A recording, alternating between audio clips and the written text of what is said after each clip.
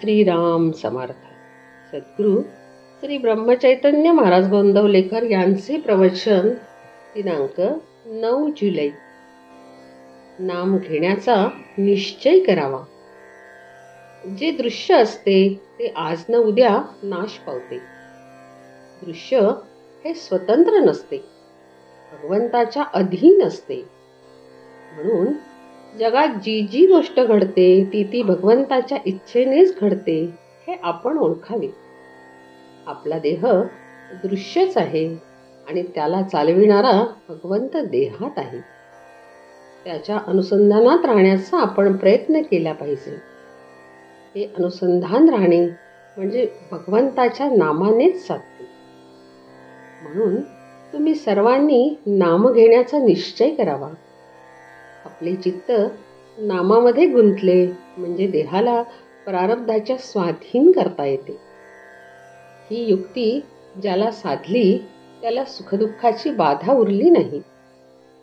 संतांना देखील त्यांचे प्रारब्ध भोगावे लागते, पण त्यांना देहबुद्धी नसल्याने भोगाचे सुखदुःख नाही. व्यवहाराच्या मार्गाने जात असता भगवंताचे नाम कधी विसरू नये. आपल्या प्रयत्नाला जे फळ येईल ती भगवंताची इच्छा समजून जे पदरात पडेल त्यात समाधान मानावे.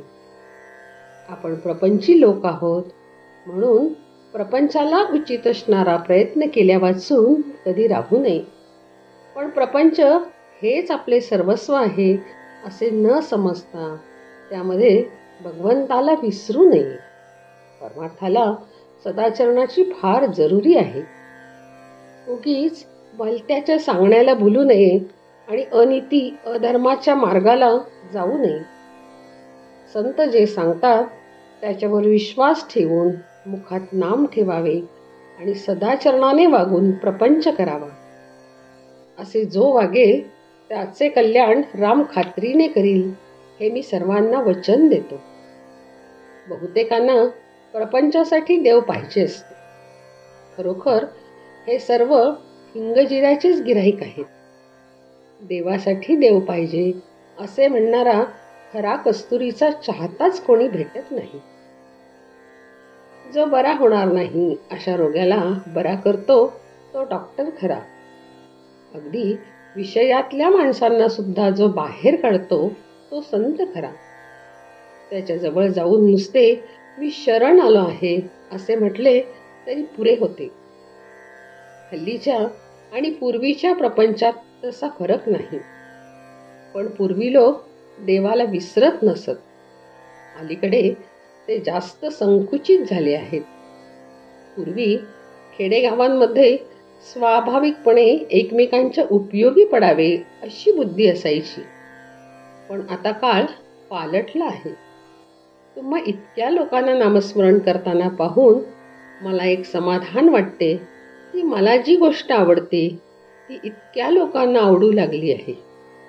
मी सांगितलेले तेवढे करीन असा निश्चय करा. कशाचीही काळजी करू नका. मी तुमचा भार घेतलेला आहे ही जाणीव ठेवून आनंदाने प्रपंच करा. भगवंताच्या नामाचा नाद लागला तर दुःखाची जाणीव कमी होईल. दुःखाची जाणीव नसल्यावर दुःख असले म्हणून बिघडले कुठे. जानकी जीवन स्मरण. जय जय राम.